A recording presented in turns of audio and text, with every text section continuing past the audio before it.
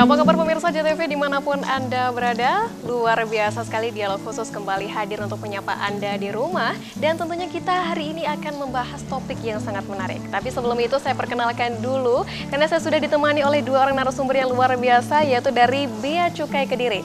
Yang pertama saya sapa ada, nah ini yang cantik ini enaknya saya panggil ibu atau mbak ya ini ya? Oke, Mbak aja mungkin ya. Ada Mbak Tita Puspita, yaitu adalah merupakan staf Humas Bea Cukai Kediri. Halo Mbak Tita, apa kabar? Baik, Mbak. Oke, nah di sebelah Mbak Tita ini pemirsa ada Bapak Hendratno. Beliau merupakan Kasubsi Layanan Informasi Bea Cukai Kediri. Halo Pak Hendratno, apa kabar? Kabar baik Mbak, selamat siang. Ya, baik Pak Hendratno, ini kan memang hari yang luar biasa ya. Kita nanti akan membahas mengenai barang kiriman dari dan ke luar negeri. Dan ini Pak Hendratno juga ganteng sendiri ini di antara kita-kita ini ya. Oke, dan sebelum kita membahas topik kita hari ini Pak Hendratno, mungkin bagi masyarakat atau pemirsa di rumah yang belum mengenal tentang Bea Cukai, mungkin bisa dikasih tahu ke pemirsa seperti apa sih Bea Cukai, kemudian fungsinya itu apa Pak? Terima kasih Mbak atas waktunya. Jadi sebelumnya saya ucapkan selamat siang buat para pemirsa semuanya, pemirsa JTV. Saya akan coba mengulas tentang Bea Cukai sendiri. Memang kalau di Kediri pada khususnya, Bea Cukai itu lebih fokus pada penerimaan di sektor cukai. Oke. Ya. Jadi kenapa? Karena tidak memang identik dengan penerimaan dari sektor cukai, karena di sini ada pabrik rokok yang cukup besar, mungkin juga betul. para pemirsa sudah tahu. Tapi di lain sektor kita juga fokus pada pelayanan terhadap barang kiriman yang akan kita bahas nanti. Oke, kita fokus pada fungsi kita sebagai Bea Cukai. Jadi fungsi kami yang pertama itu adalah sebagai revenue collector. Jadi mungkin para pemirsa bingung, apa sih revenue collector untuk bahasa Indonesia? Jadi revenue collector, jadi kita mengkolek penerimaan untuk negara. Baik. Nah, penerimaannya dalam hal apa aja? Jadi penerimaan itu bisa jadi bea masuk dan juga cukai. Seperti yang kita lakukan di Kediri ini, sektor cukai dari hasil tembakau itu cukup banyak. Baik. Bea masuk memang tidak sefantastis cukai. Karena kita struktur bea masuknya hanya di pelayanan barang kiriman ini aja yang di kantor pos. Jadi kenapa untuk sementara memang fokus kita adalah di revenue collector. Jadi kita semua tahu bahwa pemerintah itu sangat membutuhkan banyak dana untuk infrastruktur. Makanya kita digenjot, diberikan target yang luar biasa oleh pemerintah untuk mencapai target itu sebagai penerimaan untuk negara. Baik.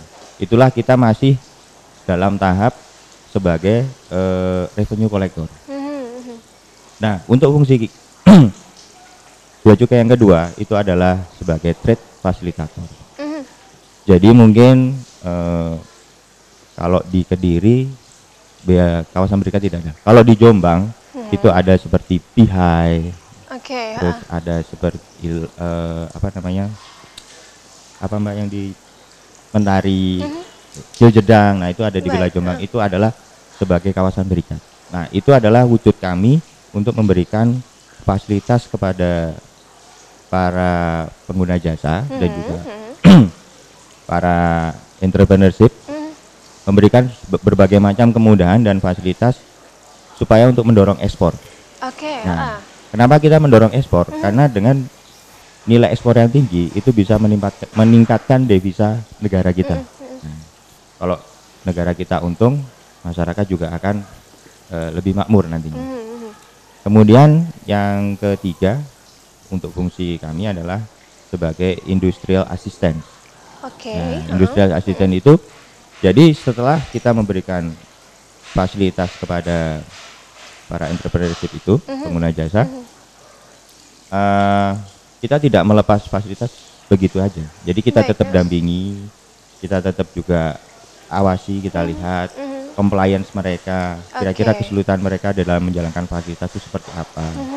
Kita akan berikan jalan, kita akan tahu, oh kesulitannya di mana. Kita akan memberikan solusi kira-kira mereka kesulitan supaya mereka tetap punya kekuatan untuk bersaing di pasar ekspor dunia. Oke, seperti memberi bimbingan atau seperti apa ya, ini Pak memberikan guidance gitu kan, seperti guidance dan juga counseling. Kita juga misalnya karena kan di setiap kawasan berikat dan juga kita itu termasuk juga fasilitas kami yang kita berikan, dan juga nantinya mungkin kalau seperti yang juga pemerintah baru launching itu seperti PLB. PLB itu pusat logistik berikat, di mana PLB itu memberikan Indonesia supaya kita tidak terlalu tergantung dengan Singapura nantinya.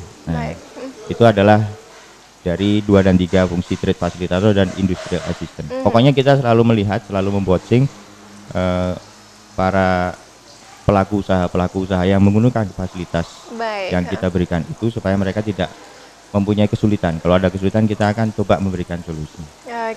Kemudian fungsi Bea Cukai sendiri yang terakhir dan tidak kalah pentingnya itu adalah community protector.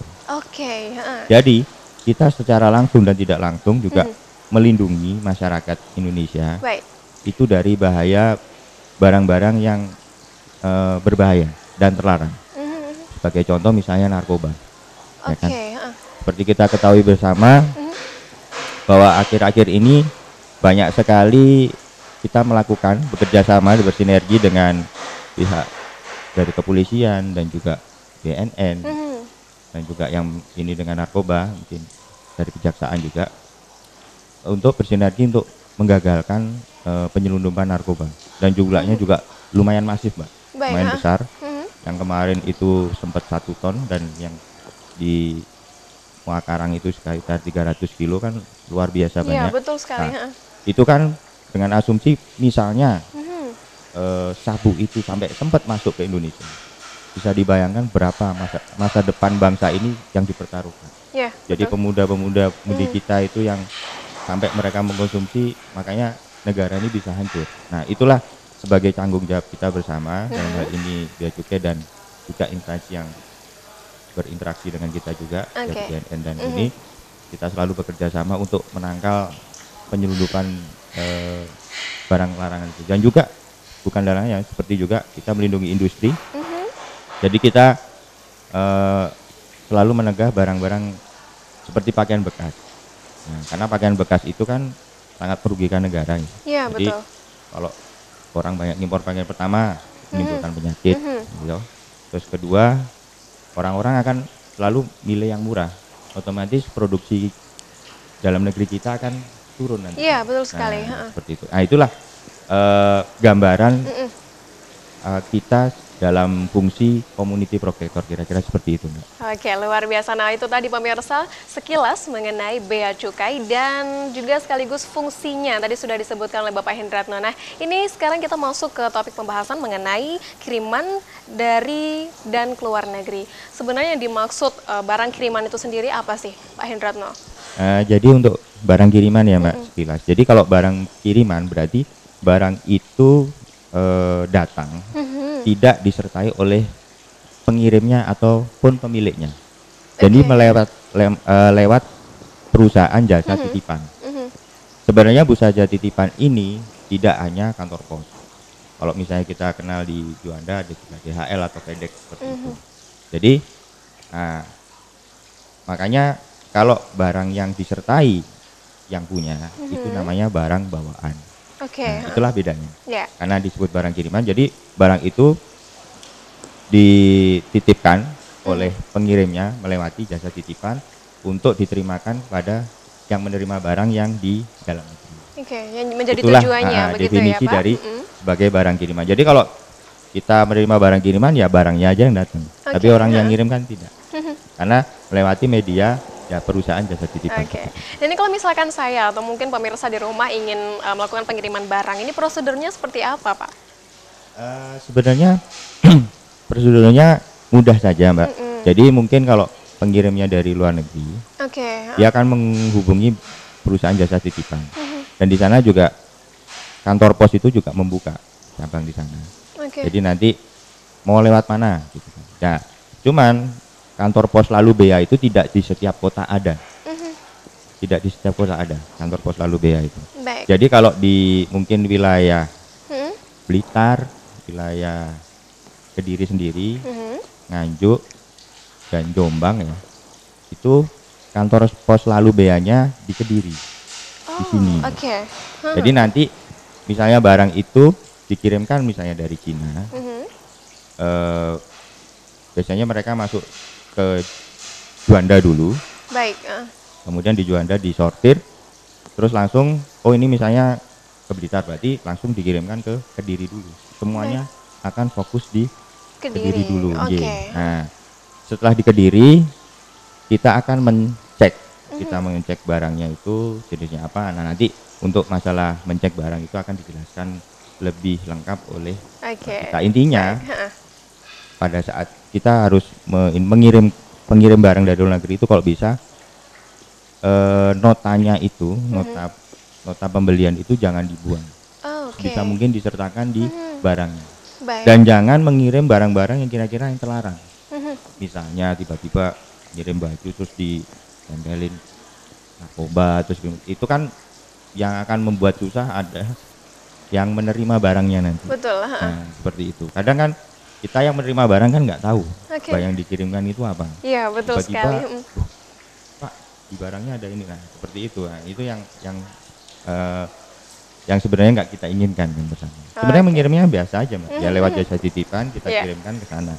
Cuman kalau memang lintas negara itu harus juga kita perhatikan hukum di negara tujuan itu seperti bagaimana.